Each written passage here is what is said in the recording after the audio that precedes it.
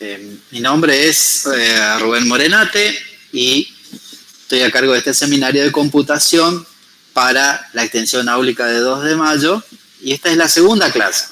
La clase anterior le habíamos pedido que propongan temas para agregar a este curso y en base a eso hemos preparado los temas propuestos por ustedes. O sea, no solo el seminario va a proponer, sino también ustedes, y eso es muy grato y muy positivo. Así que vamos a introducirnos eso en primer lugar y luego vamos a ver el tema propuesto por la cátedra. Bueno, estos son los temas provenientes de ustedes, por ejemplo, lo que es desarrollo de software, lo que es programación, también tenían interés sobre redes sociales, el tema de hacker y seguridad, también el posicionamiento de las empresas y el posicionamiento profesional que es tan importante.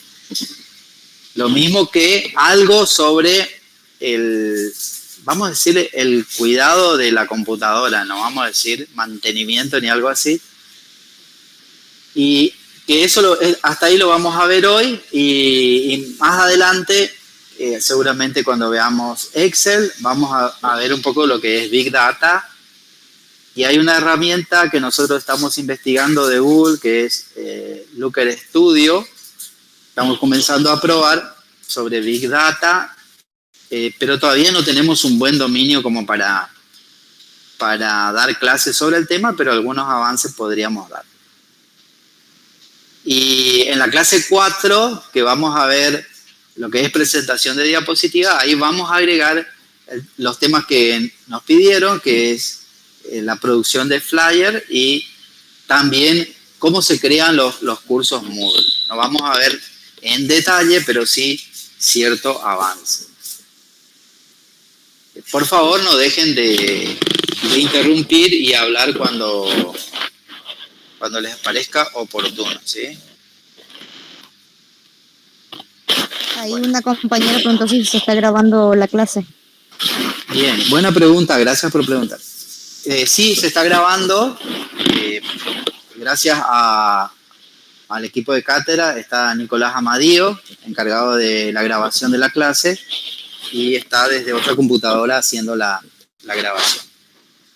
De todos modos, vamos a editar y si hay alguna parte que no quieren que se publique, me avisan y nosotros retiramos del video lo que le parezca inapropiado. Así que nuevamente gracias a Nicolás, que está acá conmigo, y sigamos con los temas. Después vamos a publicar la presentación la grabación en el aula virtual.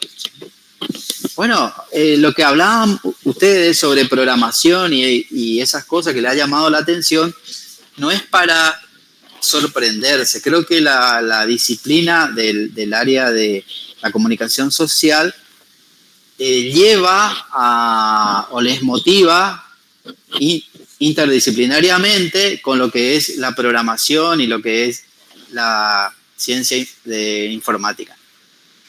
Bueno, este caballero que le estoy presentando en la diapositiva, Santiago Aguirre, es un comunicador social, como le escribí ahí, que se recibió en la Universidad de La Matanza y luego estudió informática y trabaja como programador según su currículum en LinkedIn. Programa en Java, PHP, Python, JavaScript, Angular y Bootstrap. Esos más o menos son las herramientas de programación que usa Santiago Aguirre. Yo he leído varias publicaciones de él en la revista de informática Red Users, que es una revista gratuita, y él suele hacer publicaciones sobre análisis de distintos elementos de informática. Muy bien, pasemos a ver. Bien, base de datos y motores. ¿Alguien sabe lo que es un motor de base de datos? ¿Me puede comentar? Así me ayuda con la presentación.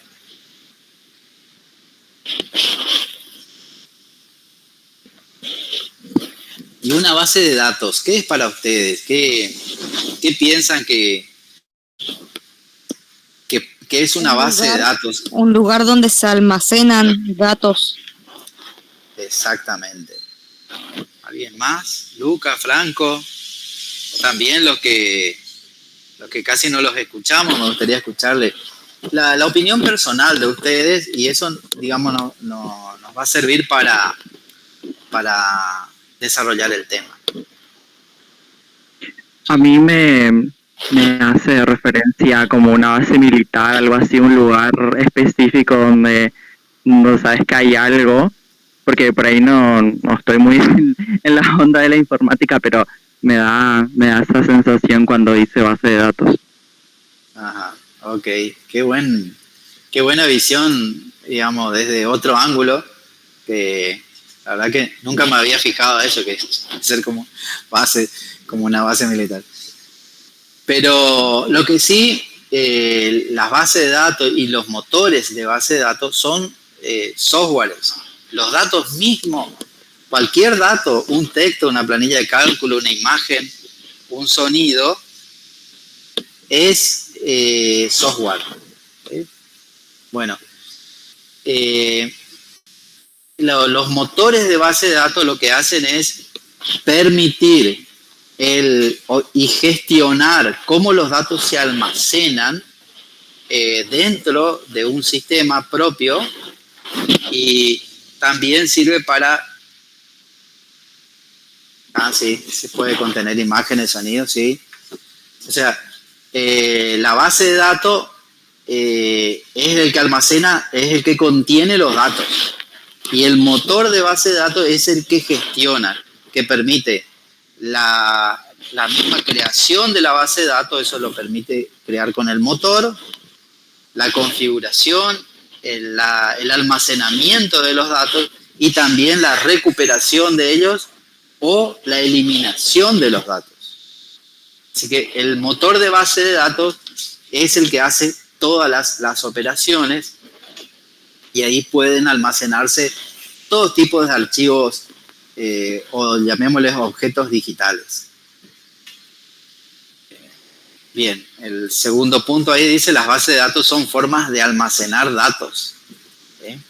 Existen bases de datos que se llaman relacionales, que son las más comunes, la más usada, porque los datos están todos vinculados uno con otro. Puede haber algún dato que no esté vinculado, eso puede ocurrir, pero por lo general están todos relacionados.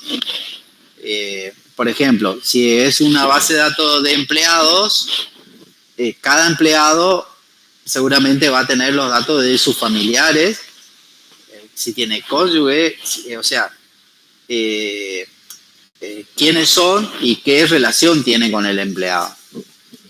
Hay otras bases de datos que se llaman no relacionales, que los datos son como que cada dato está independiente uno de otro. Eso se usa mucho hoy en día porque permite no tener una base de datos estructurada, organizada. Las bases relacionales, una vez que se crean, son fijas hasta que se haga una operación de remodelar la base de datos. Pero por ejemplo, en ese caso, por ejemplo, serían las claves, ese tipo de bases de datos no relacionales. Sí, la clave es un dato del usuario. El usuario es el que crea su clave y queda almacenado en la base de datos y queda en un formato codificado para que no pueda ser leído. Solo la misma base de datos va a poder interpretarlo. Pero lo que quiero aclararles es que las bases de datos relacionales siempre los datos van a estar conectados uno con otro. Va a haber alguna relación que los conecte. En cambio, los no relacionales, los datos son como sueltos. Eso se usa mucho en lo que son las páginas comerciales para publicar artículos que están a la venta, etcétera. porque cada artículo puede tener sus propias características. Bien. En una base de datos relacional, los componentes que están ahí son tablas.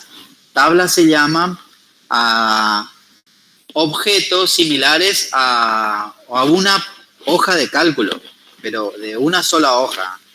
Algo así sería una tabla. También se tienen índices, que es una forma que, como el índice de un libro, donde se indica en qué lugar está cada uno de los datos. Estos índices se pueden construir por cualquiera de los datos que están dentro de la tabla.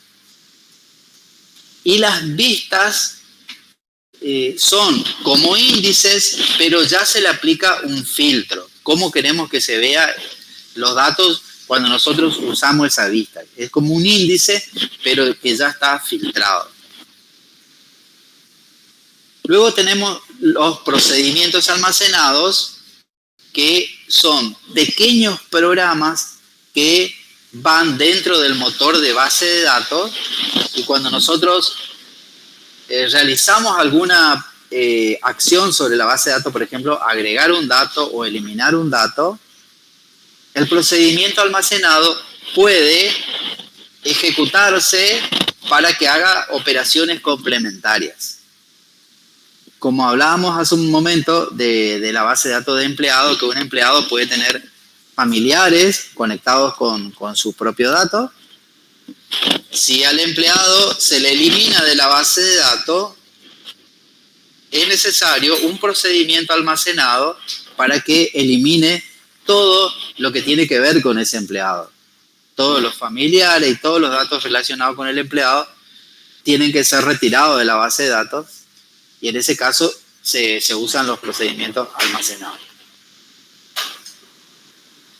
Bien, hay otros objetos digitales que no analizaremos en este curso.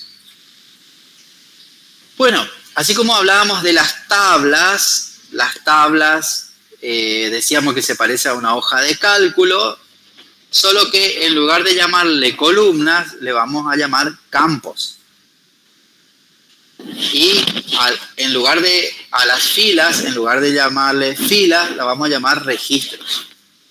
Bien, repasemos. Cada columna en la base de datos se llama campo y cada fila en la base de datos se llama registro. ¿Sí? Muy bien.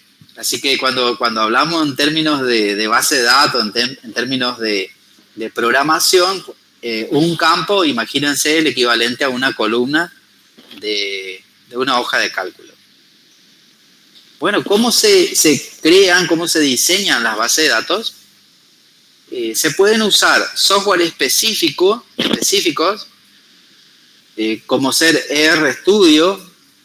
Este software gratuito lo que tiene es que permite crear la base de datos en sí, y dentro de las bases de datos crear todas las tablas, crear las funciones que van a relacionar una tabla con otro, cómo se va a relacionar, ¿no es cierto? También permite crear las vistas y los procedimientos almacenados. Esto se hace todo mediante este programa de diseño RStudio, que en forma gráfica uno va dibujando cómo quiere que se vea la base de datos. Lo que tiene como ventaja es que cuando uno termina de crear, genera lo que se llaman los comandos SQL, que SQL es un lenguaje de base de datos, y esos comandos permiten crear la base de datos, crear las tablas, o sea, son comandos separados, ¿no? Comando para crear base de datos, comando para crear tablas, comando para crear índices, para crear vistas, etc. Todo eso lo crea el programa de diseño de base de datos, simplemente mediante operaciones de dibujar y trazar cómo se relacionan las cosas, se puede hacer el diseño de la base de datos. Por ejemplo, acá puse caso 1. Esta es una pregunta interesante. Una base de datos bibliográfica, por ejemplo, que se usa mucho ese término, sobre todo en humanidades y ciencias sociales, base de datos bibliográfica. Se refiere al sistema que es capaz de almacenar y procesar bibliografía.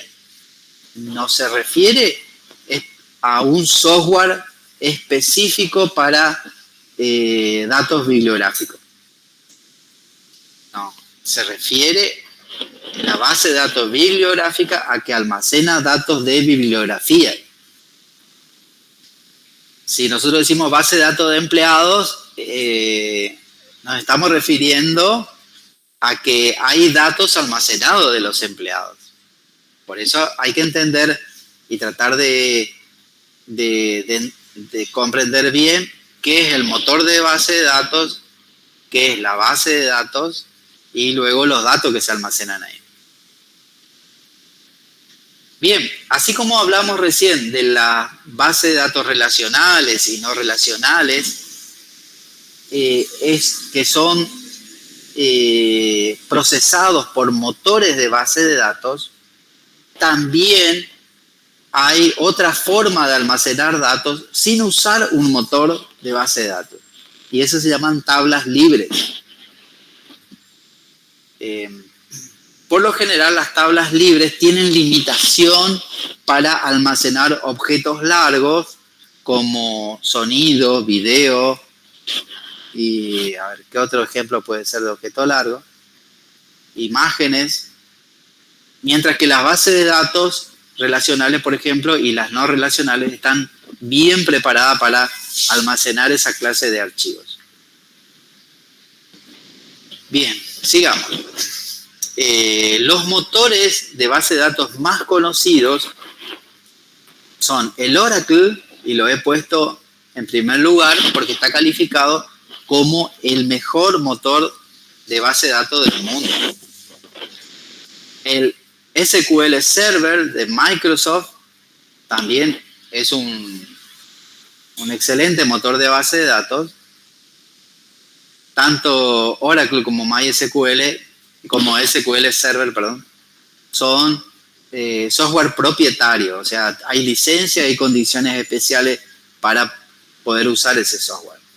Hay otros que son de uso libre, como MySQL y PostgreSQL, que son gratuitas, por eso son muy populares y se usan muchísimo. Bien, esos son los motores de base de datos relacionales.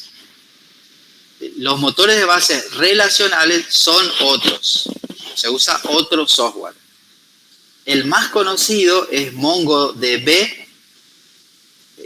Es el más popular que usan la mayoría de las empresas de programación. Cassandra es otro también, digamos, de los más antiguos, como MongoDB. Y el de Amazon, que yo no lo conozco, pero seguramente debe tener buenas prestaciones. Debe ser a dónde apunta, hacia dónde va hoy en día la programación.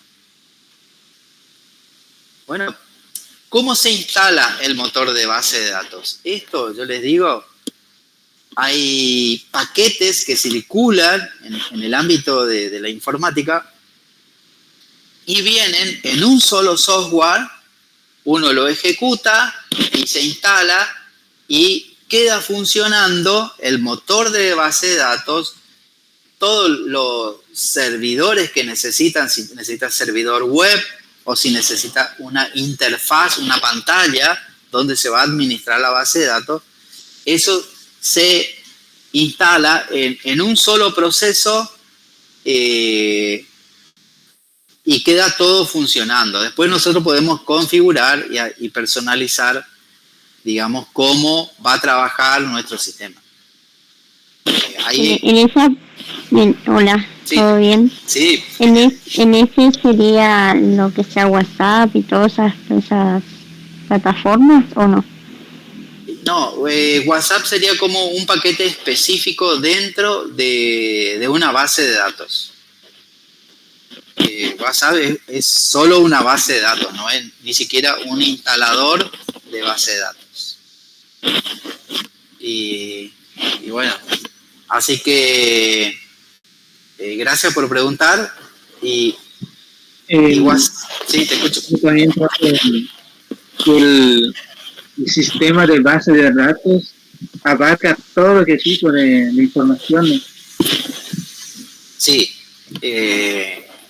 creo que puede almacenar cualquier clase de objeto. Así puede ser texto, números. Bueno, y acá es interesante esto, porque esto que estoy diciendo, que el campo o la columna en la base de datos relacional, por ejemplo, una columna que está definida para almacenar texto, va a poder almacenarlo sin ningún problema, pero un campo que está definido para almacenar números, solo va a poder almacenar números. Un campo fecha solo va a poder almacenar fechas. Y acá ocurren algunas cosas. Por ejemplo, si queremos multiplicar un campo de texto por un número, eso no se puede hacer. Solo se pueden hacer operaciones aritméticas con campos numéricos. Por ejemplo, con fechas solo se pueden hacer restas. O sea, se pueden restar 2 fechas para calcular cuántos días hay entre 2 fechas. Pero sí tiene esa rigidez una vez que está diseñada la tabla, o la tabla dentro de la base de datos.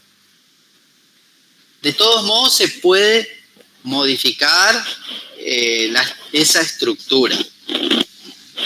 Se puede modificar.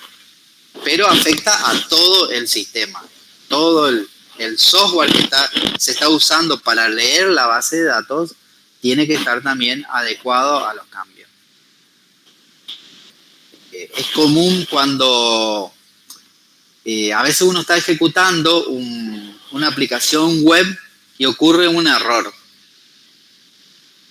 Por lo general, ese error es cuando queremos hacer una operación sobre un dato que no está bien almacenado.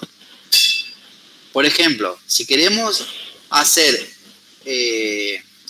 una operación aritmética sobre un campo numérico, pero en el campo nunca se cargó ningún dato, no tiene ni siquiera un 0.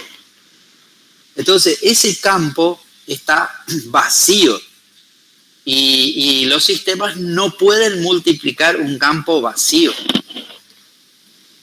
O si tenemos, si el sistema tiene, por ejemplo, la fecha de nacimiento y queremos calcular la edad, y a la fecha de hoy restamos la edad para saber qué edad tiene, perdón, a la fecha de hoy le restamos la fecha de nacimiento para ver qué edad tiene, pero si la fecha de nacimiento nunca se cargó un dato, si la fecha de nacimiento está vacía, eso produce un error en el sistema.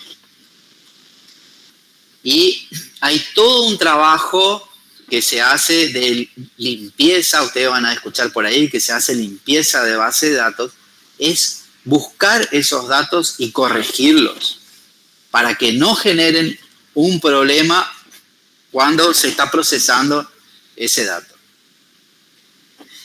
Hay mucho trabajo, eso se llama data cleaning, lo que es limpieza de datos, y hay mucha gente que trabaja y se dedica a eso de limpieza de datos. Bien, por ejemplo, algo relacionado con lo que me preguntaban antes de las contraseñas. Cuando nosotros nos conectamos al SIU, tenemos que poner nuestro usuario y contraseña. Esa pantalla del SIU está programado en lenguaje para el navegador. Está en lenguaje que se llama HTML. Nosotros cargamos los datos ahí Y los datos, cuando nosotros le ponemos aceptar, los datos son enviados a la base de datos que está en la facultad y el sistema compara con el usuario y la contraseña que está almacenado en la base de datos. Si es correcto, el sistema le devuelve un mensaje a la pantalla del usuario diciendo que los datos están correctos. Y por lo general ya muestra otra pantalla con datos propios de ese usuario. Ya pasa a otro usuario. Si el usuario o contraseña fue ingresado en forma incorrecta, el servidor que está en la facultad le va a devolver un mensaje que le va a decir usuario o contraseña incorrecta. ¿Se entiende? Eso funciona así desde nuestra pantalla hacia la base de datos que está en algún lugar del mundo. Profe, y cuando alguien, por ejemplo, pone que olvidó la contraseña, ¿eso se modifica en la base de datos del SIU, digamos, al cambiar la contraseña, hace modificaciones? Exactamente. Se inicia un proceso de cambio de contraseña. Lo que le va a pedir es que, o le va a avisar que se envió un enlace a su correo. Entonces, al mail que tienen registrado dentro del SIU, se le envía un enlace para poder cambiar la contraseña. Ese enlace dura muy poco tiempo. Por lo general son minutos y es raro que dure más que minutos porque puede significar un riesgo de seguridad. Entonces, el mail se envía y la persona tiene que ingresar con el enlace, pero también la persona tiene que tener bien la hora en su computadora. La hora del servidor web y la hora de la computadora tienen que ser casi la misma. O sea, cuestión de, no sé, un minuto de diferencia. O si no, da un error, el sistema no admite porque sospecha de un problema de seguridad. Entonces, cuando queremos, repasemos esta partecita, ¿sí? Cuando queremos recuperar la contraseña, el sistema envió un mail con un enlace que lo generó en forma codificada, encriptada, dentro del servidor web. Y ese enlace nos va a llevar a una pantalla donde el usuario puede ingresar la nueva contraseña. Y en esa misma pantalla se va a validar que cumpla las reglas de contraseña que se esperan para ese software. Bien. Profe, ¿cómo le va? Hola. Sí, adelante. A ver, no sé, ¿quién iba a hablar que hable primero? ¿Betina era? No, sí. Yo por ahí me interesó esto porque por ahí cuando entras y tardas unos minutos, viste que te salga error. Entonces la razón es por el horario de que se mandó. Sí. Yo siempre pensaba que era por el tema de internet o alguna cosa así que se producía ese error, pero nunca pensé que sería por el horario. Así que algo muy bueno. Sí, pero a veces pasa esto de internet, por ejemplo, que justo se demora en llegar el mail porque internet está lento y el mail se desvía por otros lugares del mundo hasta que llega a nuestra computadora y se ha demorado. Ha llegado tarde y cuando nosotros queremos usar ese mensaje ya está vencido. Entonces el servidor rechaza nuestra petición. Otra consulta, perdón, Sí. Ezequiel. Con la plataforma poner el de mi ANSES, viste, cuando ingresas tus datos y todo demás, bueno, te entra. Y ponerle cuando vos salís y a ratito querés entrar, no te permite. ¿Por qué es? Puede ser una política del propio sistema, de la propia institución, que lleva en cuenta que esa persona ya se conectó y le pone como en espera, como diciendo, ya te atendí, ahora espera un rato y debe haber un lapso de tiempo donde te permite volver a ingresar. Yo creí que era más por seguridad. Es como, bueno, ya saliste, para verificar que sos vos, volvé a poner la contraseña. Sí. Claro, sí. Yo también igual. Por eso pregunté. Sí, si pasa un cierto tiempo que está conectado al sistema, le va a sacar del sistema, le va a desconectar y tienen que volver a ingresar usuario y contraseña.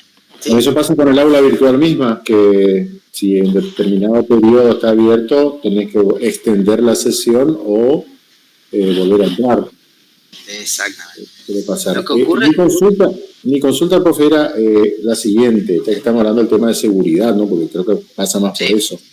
El tema de las contraseñas y protección de datos y todo.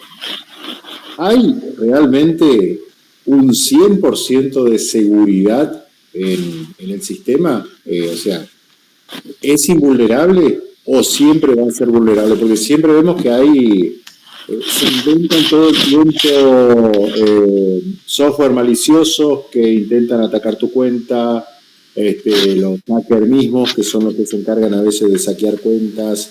O sea, ¿la seguridad está garantizada al 100% o es vulnerable todo el tiempo? La seguridad... Claro, hablo por ejemplo, en las redes sociales, pongámosle un Facebook, un Twitter, Instagram, lo que sea. De mucho acceso, digamos. Por más que uno le ponga la contraseña o la clave de seguridad que requieran, ¿tienen un sistema de seguridad 100% o pueden ser vulnerables, digamos? Todos los sistemas son vulnerables. Ajá. Todos. No hay una seguridad plena debido al factor humano. Ajá. Porque siempre hay personas que intervienen en algún lugar y ese es el punto débil de un sistema de seguridad. Si vos, por ejemplo, sos jefe en una oficina y hay empleados que dependen de vos y usan sistemas, un empleado cuando va a ir al baño o va a ir a prepararse un café, tiene que cerrar su usuario antes de irse. Porque si deja habilitado, otra persona puede ocuparle el equipo y accionar,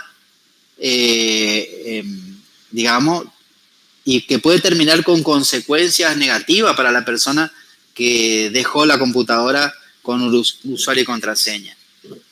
Eso como en las películas o series, que alguien se va para ir al baño y alguien se metió y ya le tocó la computadora, metió un pendrive y sacó información, algo así. Exactamente.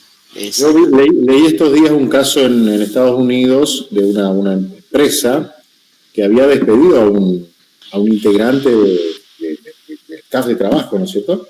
Sí. Y tuvieron que recurrir a él después porque se llevó la contraseña, se llevó todo y no podían acceder a seguir funcionando. O sea, esta persona cuando le despidieron dejó todo bloqueado, todo, o sea, está bien, me echaron, voy a craquear todo, voy a bloquear todo. La cuestión es que lo tuvieron que volver a buscar para que, y bueno, hubo una demanda y todo de por medio para que pueda devolver los accesos a la empresa, ¿no? Y otra cosa, a mí en lo personal me pasó una vez también con una página de Facebook, entró una persona y redireccionó todo.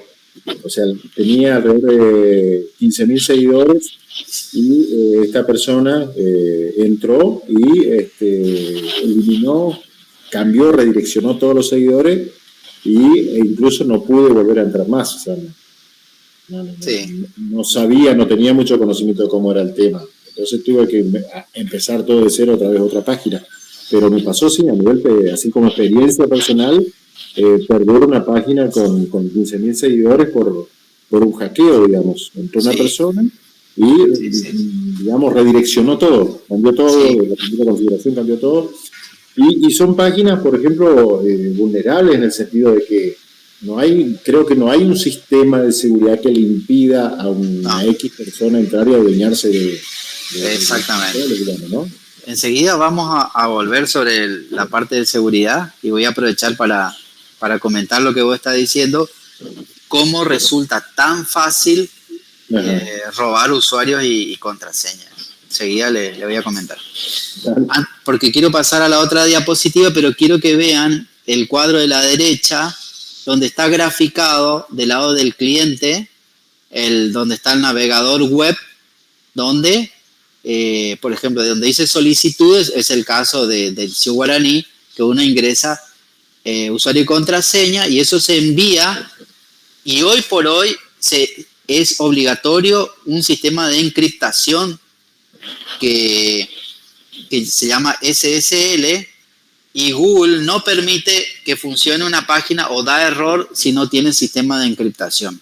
Por eso hoy en día tanto se joroba con los cookies, que hay cookies que son obligatorios, porque los cookies esenciales son los que usa el sistema para encriptar el usuario y contraseña, para que no pueda ser leído mientras está de camino hacia el servidor web, ¿sí? Para que no le copien el usuario y contraseña desde la computadora hasta que llega al servidor web. Esos son los sistemas de encriptación actuales. Cuando llega el usuario y contraseña al servidor web, esa información se decodifica y ahí se procesa, y entonces el servidor web consulta en la base de datos y pregunta si es correcto o no. Y bueno, si es correcto, el servidor web puede generar ya la primera ventana con información para el usuario, y si es incorrecto, puede devolver al cliente un mensaje diciendo que la contraseña es incorrecta. Eso es lo que quería aclarar. Y vamos a la siguiente diapositiva, y enseguida vamos a llegar a la parte de seguridad, que es muy interesante. Bueno, la informática, los sistemas de base de datos relacionales usan un lenguaje para leer los datos, que se llama SQL. Sirve para leer, para insertar, para eliminar datos. También otras operaciones, muchas operaciones. Esto lo inventó IBM hace muchísimos años, y si bien va sufriendo una evolución, digamos, sigue madurando, sigue creciendo, a veces los lenguajes de SQL tienen variaciones según el motor de base de datos, se hacen ligeros ajustes, pero en general todos funcionan igual. El comando, por ejemplo, para leer datos se llama select. Ese es el comando más usado porque permite leer datos. Y cuando los datos se leen, si se leen, por ejemplo, solo para mostrar en una pantalla o para hacer un reporte, el dato es leído con esa finalidad. Se dice no update. El dato se lee no para modificar. ¿Se entiende? En cambio, si se va a modificar, no lleva el parámetro no update. Entonces, el dato leído, una vez que ustedes lo leen, nadie lo puede modificar hasta que esos datos sean liberados, que se dejen de visualizar o que se envíe una orden de actualizar los datos, que se llama update, que no está acá en la diapositiva. El update es la actualización de los datos, ¿sí? O sea, con select y update se lee y se actualizan los datos. Eso se escribe de una manera especial, cada uno de los comandos, y la base de datos lo interpreta. Nosotros podemos, por ejemplo, hacer select de una base de datos, supongamos de la base de datos alumno, si tenemos derecho para acceder a la base de datos, y pedimos que el resultado lo guarde en un archivo XLS. O sea, eso lo puede hacer sin ningún problema. Buscar datos que están en la base de datos, y esos datos que buscó lo puede almacenar en un archivo en la computadora que estamos trabajando. También, un poquito más arriba, habla de PHP, MyAdmin. Es una pantalla donde podemos ejecutar estos comandos de select, update, delete, insert. Son comandos que nosotros podemos accionar sobre los datos que están en la base de datos. Si a alguien le interesa más información sobre el tema, abajo está un enlace a tutoriales programacionyá.com/MySQL. Esa plataforma nosotros usamos muchísimo para consultar cuando no nos acordamos de algo. Antes había que ir a los libros, a los manuales y buscar. Hoy en día vamos a MySQL ya, o PHP ya, o Java ya, y va a esa plataforma y ahí tienen muchísima información sobre programación. Así que les recomiendo ese sitio web que está muy completo. Vayamos al siguiente diapositiva. Interrumpan si quieren decir algo. Bueno, antes que cambie, manejar estas operaciones de SQL puede ser una salida laboral para un comunicador social. Eso les permite trabajar desde una pantalla y producir datos. Por ejemplo, si quieren sacar datos de accidentes de tránsito, datos poblacionales o datos que no está programado en el sistema, entonces un comunicador social que esté trabajando en un medio periodístico puede hacer una búsqueda en su propia base de datos si sabe manejar el lenguaje SQL. Bueno. En cuanto a la programación, que era un tema que habían planteado, la programación es como escribir una receta, pero para la computadora. Eso tiene que estar escrito de una manera estructurada, en un lenguaje humano, que después se convierte en datos digitales almacenado en un archivo exe que puede interpretar el microprocesador. ¿Sí? Repasemos de nuevo esto. El lenguaje de programación es esa receta en lenguaje casi humano. El microprocesador no entiende eso. Necesita que esa receta pase por un compilador que convierte de lenguaje humano a lenguaje de máquina. Recién ese lenguaje de máquina lo puede entender el microprocesador. Bueno, esa es una parte un poquito densa, pero funciona así. Hoy en día se usan compiladores intérpretes como Python, que no hace falta haber pasado por un compilador y compilar el programa completo para que lo interprete el microprocesador, sino que en la medida que se van leyendo las líneas de comando, se van compilando y el microprocesador las va usando. Bueno, en la diapositiva donde dice caso 2, dice, hoy los sistemas se diseñan para ser usados en smartphone. Hasta hace poco, todos los sistemas eran diseñados para pantalla. Pero ¿qué pasa? La mayoría del público usan smartphone. Entonces, los sistemas hoy en día se diseñan para smartphone y luego se adaptan para pantalla de computadora. Y los sistemas tienen que tener esta posibilidad de armar en la pantalla de un celular, y si está en una computadora, tiene que mostrar la misma información, pero de otra manera. Esa adaptación automática se llama responsive. O sea, todos los sistemas tienen que ser responsive para poder adaptarse. Si el sistema no es responsive, nosotros en el celular vamos a ver lo mismo que en el navegador. O sea, cuando no es responsive. Bueno, la idea de diseño, o sea, cómo se diseñan los sistemas actuales, se llama vista controlador, que se programa por separado lo que se ve, y por otro lado se programa el código que hace las búsquedas de datos, que hace los cálculos, que hace las actualizaciones.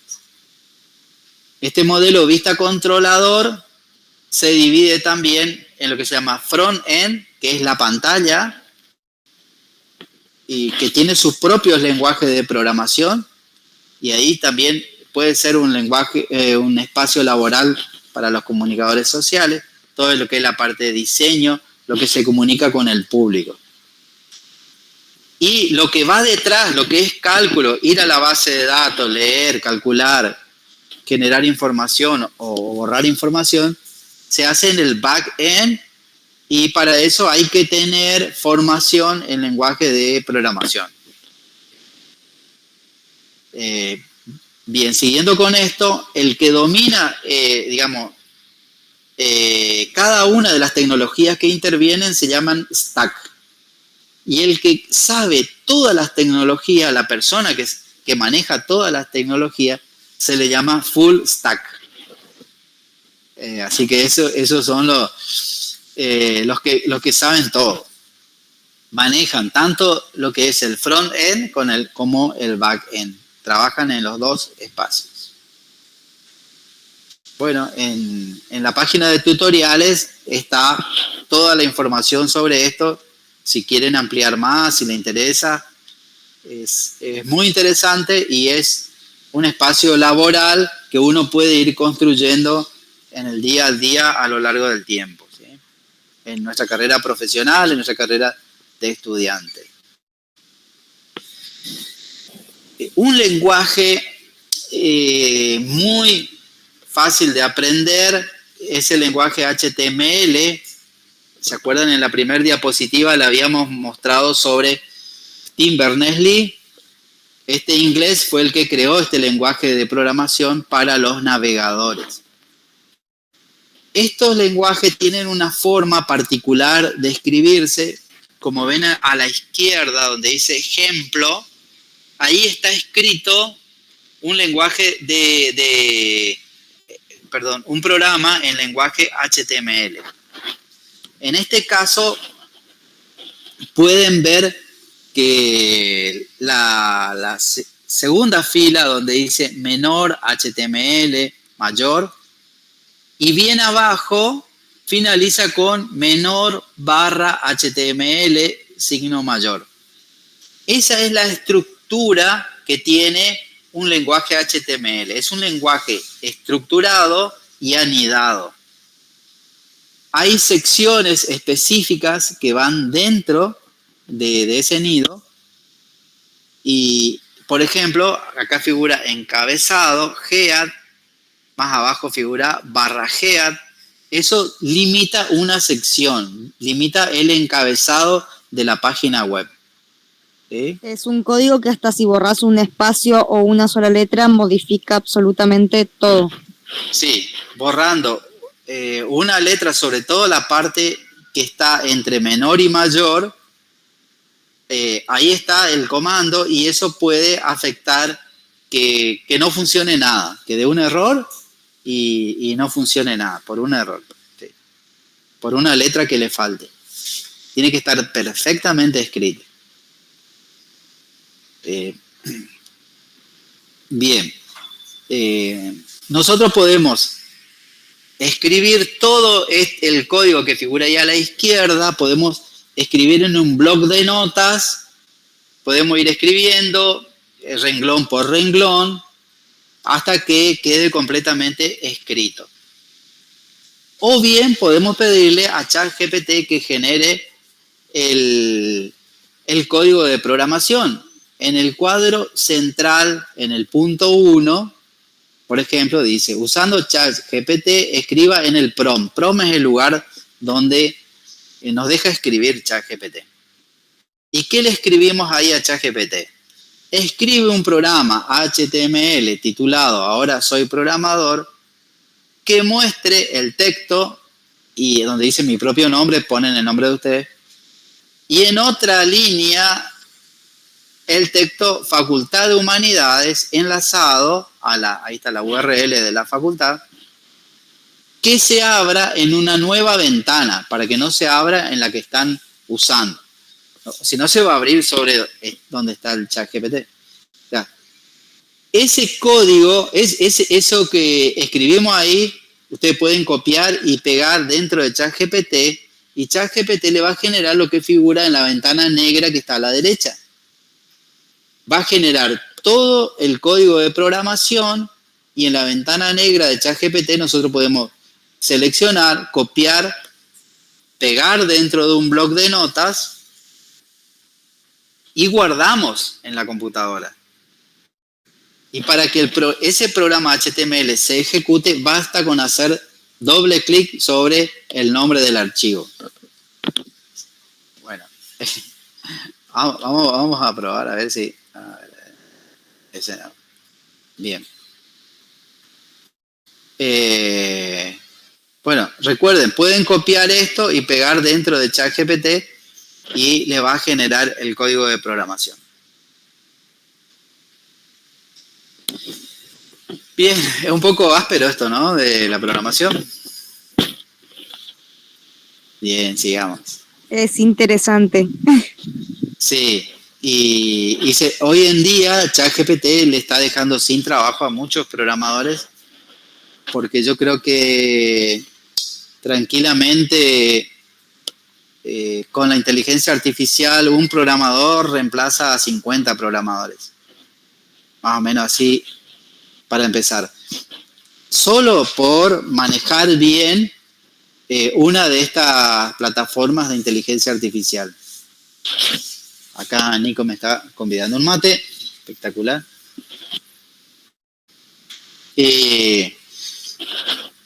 Bien. Y si ustedes dominan también la inteligencia artificial, también le va a dar una ventaja dentro de su propio ámbito laboral. Yo les digo, usen mucho la inteligencia artificial, sobre todo ChatGPT y Gemini, creo que son los más fáciles de usar y responden preguntas en general. Dominar esta herramienta es una ventaja que pueden tener, ¿sí? Ahora vamos, sí, a las redes sociales y seguridad. Bueno, comenzando por el lado izquierdo,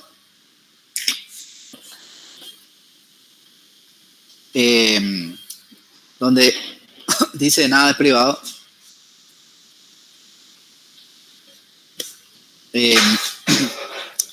Eso estaba en Netflix. Ahora cuesta más ver esa película, que es un trabajo de investigación periodística cuando fueron las elecciones en Inglaterra para elegir si seguían o no en la Comunidad Europea, y la gente que se quería salir de la Comunidad Europea contrató a Cambridge Analytica, una empresa de ahí, de Inglaterra mismo, para que influya sobre el público de las redes sociales y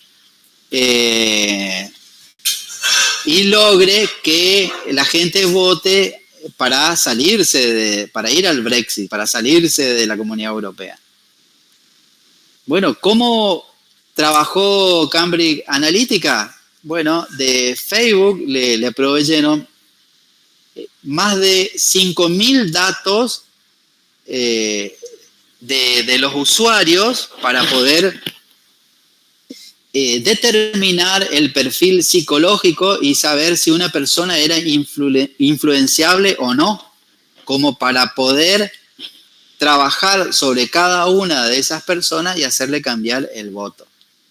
Bueno, eso lo logró Cambridge Analytica porque le dirigía información verdadera o no, pero sí capaz de hacerle cambiar de opinión a los votantes, y por influencia de Cambridge Analytica, Inglaterra se salió de la Comunidad Europea. Con este éxito que se mantuvo entre los grandes empresarios del mundo, en Estados Unidos también se usó a Cambridge Analytica para influenciar al público estadounidense y también lograron inclinar la balanza de unas elecciones presidenciales y llegar al poder mediante el uso de las redes sociales. ¿Qué sería Cambridge Analytica? ¿Un programa, un grupo de personas, programadores? Sí. Es una empresa de análisis de datos y de comunicación. O sea, ellos compraron los datos de Facebook y ahí vieron quiénes eran los posibles candidatos a ser influenciados y le dirigían información específica a esas personas. Es una empresa, Cambridge Analytica. Bien, ahora hay muchas otras que trabajan en influencia. El mismo Amazon, por ejemplo, trabaja para crear tendencias, etcétera. Se puede contratar y pueden hacer que crearle prestigio o desprestigio para alguien con solo contratarlos a ellos. Bueno, el mundo de las redes sociales también, hay un documental de la televisión alemana que está disponible en YouTube que habla cómo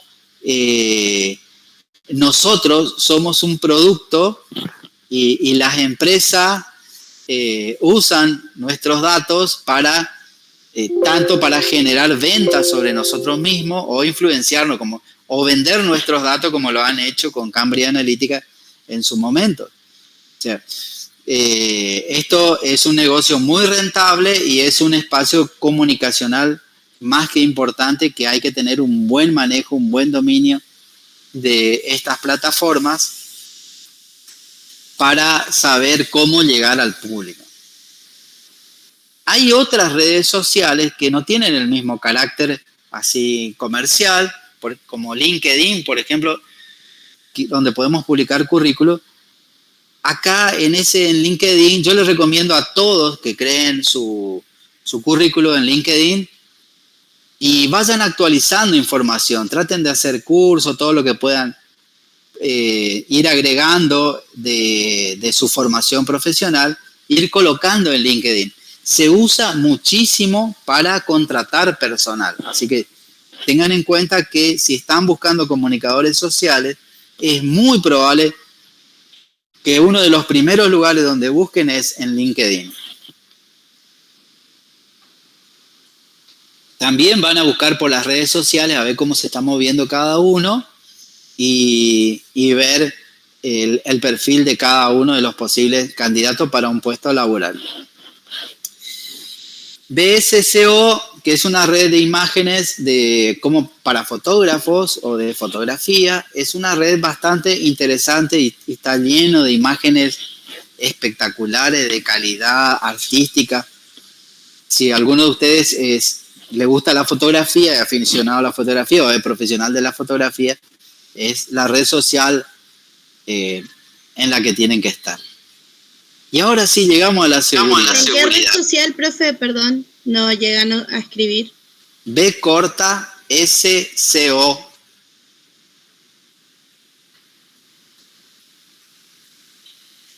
¿Ok? Sí, gracias, profe. Bien. Consulten BSCO, está espectacular, me encanta esa red social. Bueno, vamos a la seguridad.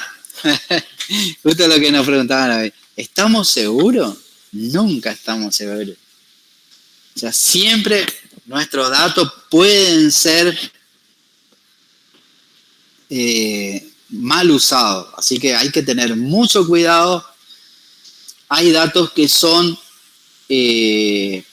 confidenciales, que están protegidos por ley y que nunca pueden ser almacenados en la nube. Datos de salud, de identificación y de otros aspectos sociales que no pueden ser publicados en la nube informática.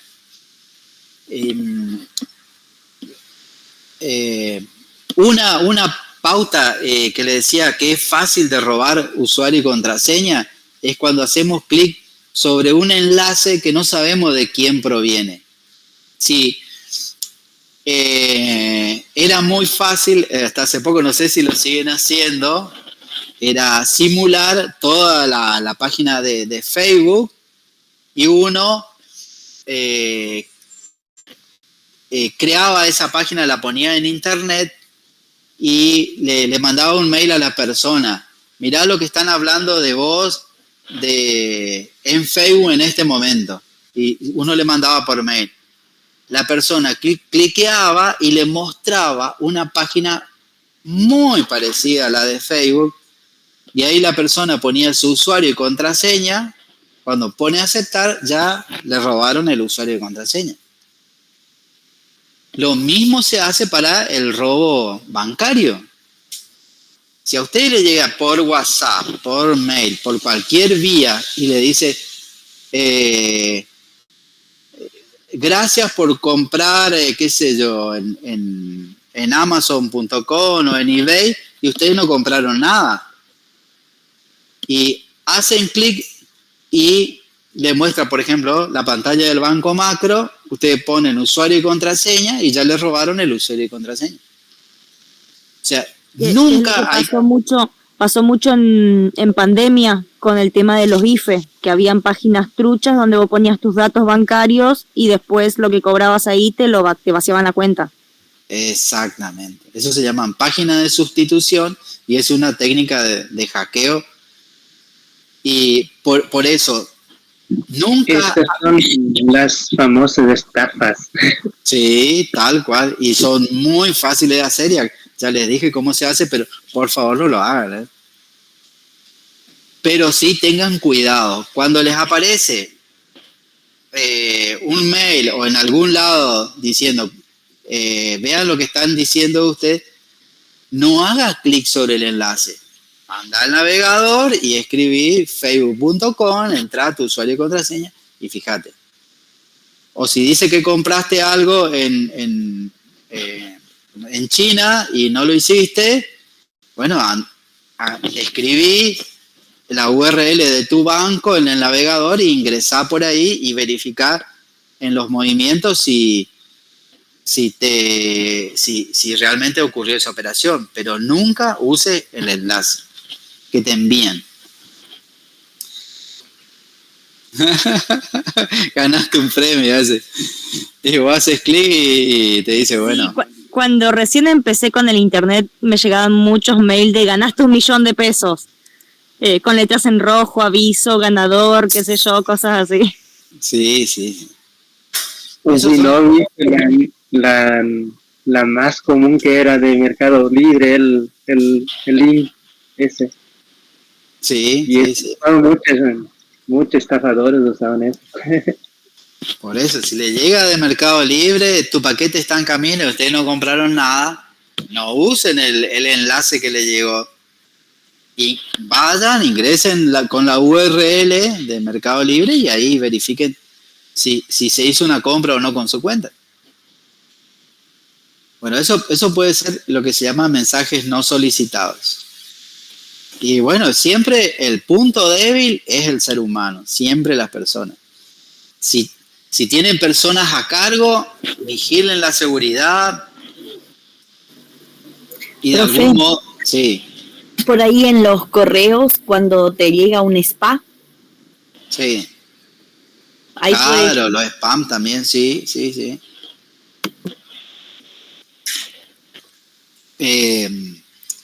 Si ustedes están a cargo, por ejemplo, en un medio periodístico o en una empresa, algo que tienen sistema de base de datos, tienen que tener en el sistema un horario de trabajo. Entonces, si alguien ingresa al sistema, por ejemplo, para cargar datos o para modificar datos, fuera del horario laboral, ustedes deberían recibir una alerta, porque a lo mejor el empleado tiene usuario y contraseña, se va a la casa y puede entrar desde otro lado y accionar, digamos, en contra de la empresa.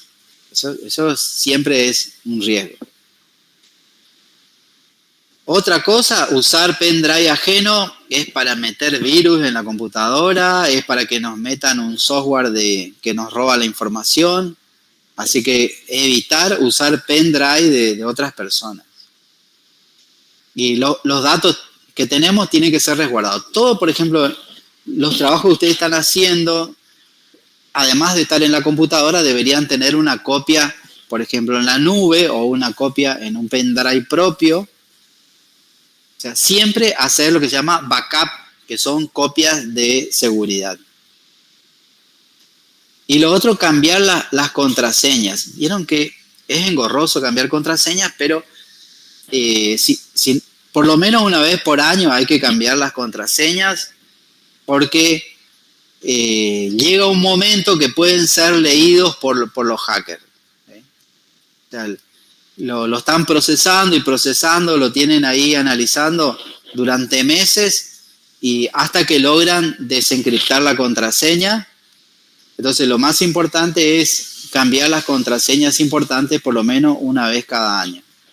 Y lo típico, te hackean una y te hackearon todas porque la mayoría pone casi la misma contraseña en todo. Sí, la verdad que hoy en día uno tiene tantas cuentas que es difícil acordarse de todas y entonces comienza a poner a todas iguales. Por ejemplo, también el que usa Facebook siempre asocia con el Instagram y eso no se hace también porque pueden hackear el Facebook y también el Instagram. Y eso es una buena idea, que tener contraseñas distintas para las redes sociales es una buena medida de seguridad. Bien, vayamos a la siguiente diapositiva. Bueno, también nos habían dicho en la encuesta de la primer clase cómo posicionarse como emprendedor a través de las redes y a través de Internet. Y yo creo que lo más importante es tener creado toda la plataforma Google, tener creado la cuenta del blog, el YouTube, las redes sociales también, Facebook, Instagram, si se puede tener Wikipedia, LinkedIn, todo ese conjunto de redes sociales y de plataformas lo que hacen es favorecer el posicionamiento. Va a hacer que si alguien busca en Internet, va a encontrar primero a los que cumplen con todas estas redes sociales, con todas estas plataformas, no solo redes sociales. Una vez que están en todas esas plataformas, es más probable que sea encontrado y sea ubicado en el buscador más arriba. Porque el público, por lo general, solo lee la primer pantalla. Si el resultado de una búsqueda es muy larga, el público no suele leer la segunda página, solo lee la primera. Así que está bueno tener completo todas las redes para poder... bueno, incluso hoy en día en YouTube podemos tener lo que se llama video blogger, que es, en lugar de tener escrito en un blog y ir insertando las entradas con publicaciones, podemos hacer publicaciones en video sobre una temática. Ir haciendo publicaciones sobre una temática que a ustedes les interese y van agregando publicaciones ahí. ¿Sí? Estas plataformas tenemos que tener bien completas las URL, las descripciones, todo, para facilitar la accesibilidad. Las personas no videntes o con limitación visual usan lectores de pantalla. Y esos lectores leen lo que se llaman metadatos, que a veces son datos que no se ven en la pantalla, pero están en la página web. Y también los datos que están en la propia pantalla. Una herramienta interesante para probar, y los invito a que prueben después, es Google Trends, que ahí nosotros vemos cómo están las búsquedas hoy en Internet. ¿Qué está buscando la gente? ¿Sobre qué tema? Y ahí podemos saber el comportamiento de la gente y podemos tener temas para hablar en nuestro videoblog o en nuestro blog o en el medio que estamos trabajando.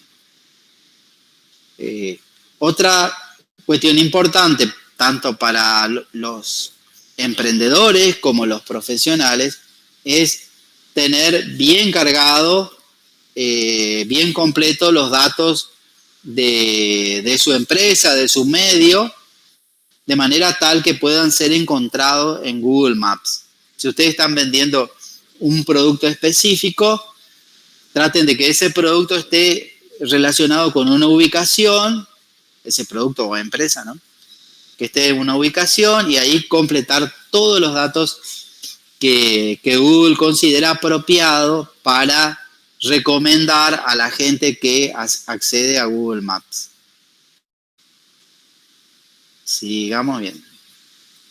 Bueno, acá, rendimiento de una PC. Nos habían preguntado sobre el mantenimiento de PC, pero yo diría, tocar una PC es muy delicado. Podemos causar más daño de lo que podemos arreglar. Profe, sí. Antes de que lleguemos a esto, ahí decía posicionamiento SEO, sí. Algo así. Sí. Y cuando quise entrar a la página y armar mi blog, varias veces te mandaban a que vale tanto, el espacio sale tanto. No había espacios gratis, sino que querían, sí. Cuando quería completar todos los casilleros. Bien, ¿en el blog? Cuando decía SEO, por eso me llamó la atención. SEO, sí. Ajá. Por lo general es obligatorio y gratuito.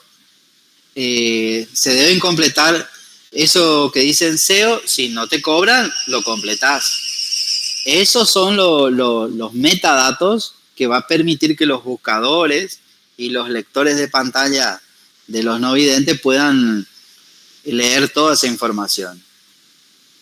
En Google Analytics, por ejemplo, para analizar cómo está nuestra web, de dónde viene nuestro público, capaz de descubrir, por ejemplo, el rango de edad, a qué se dedican, cuáles son los gustos de nuestros clientes. Todo eso lo podemos conseguir con Google Analytics, pero Google Analytics cobra. Si bien da un crédito inicial gratuito, pero cobra por usar la plataforma. Pero mucha información SEO se puede ingresar sin tener que pagar. Bien, ¿pudiste publicar el blog a pesar de esa limitante?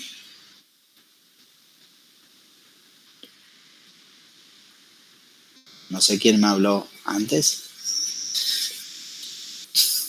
Bien, volvamos a rendimiento de una PC. Acá es muy fácil usar algunos software como TuneUp o CCleaner para intentar reparar nuestra computadora para que ande mejor. Pero estas aplicaciones son un poco abusivas, le diría, porque pueden llegar a perjudicar el funcionamiento de nuestro equipo, porque empieza a eliminar información que puede resultar importante. Así que es mejor no usarlas, estas aplicaciones, si no tenemos experiencias con ellas.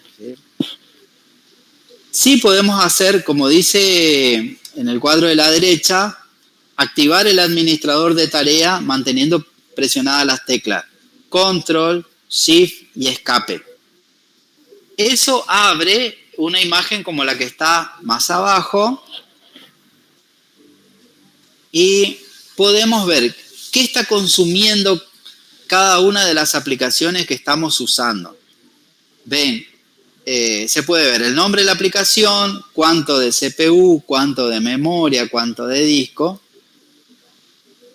También ese cuadro tiene en la parte central donde dice inicio. A ver si hay otra diapositiva. No. En inicio sí es interesante que vamos a ver cuál de las aplicaciones se cargan al iniciar la computadora. Por ejemplo, si alguien alguna vez usó un juego, es probable que quede cargado en el menú de inicio y tenemos que deshabilitar esa opción. Entonces, presionando Control Shift Escape, luego vamos a inicio y ahí podemos detener las aplicaciones que no queremos que estén funcionando. Así que, por ejemplo, si tienen 2 antivirus, pueden detener uno para que no se estén ejecutando 2 antivirus al mismo tiempo. O si hay alguna aplicación en que alguna vez instalaron, por ejemplo, un editor de video, y se está cargando en el menú de inicio, lo pueden deshabilitar, pero solo para que la aplicación no se cargue en la memoria cuando se prende el equipo. El menú de inicio tiene todas las aplicaciones que se cargan cuando se enciende el equipo.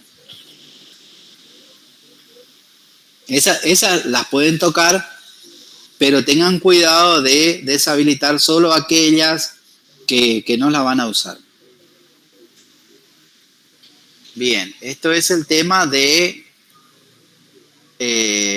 la primer parte de hoy, y ahora vamos a ver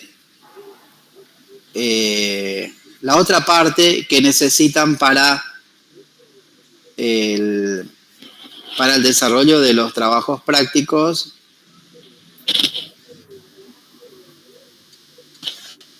que es el uso del procesador de texto.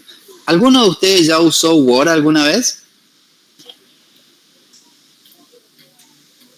Yo uso todas las veces, profe, Word. Pero muy bien. Sí, profe, para los trabajos y todo. Ah, perfecto. Así que están más que experimentados usando Word. Uh-huh.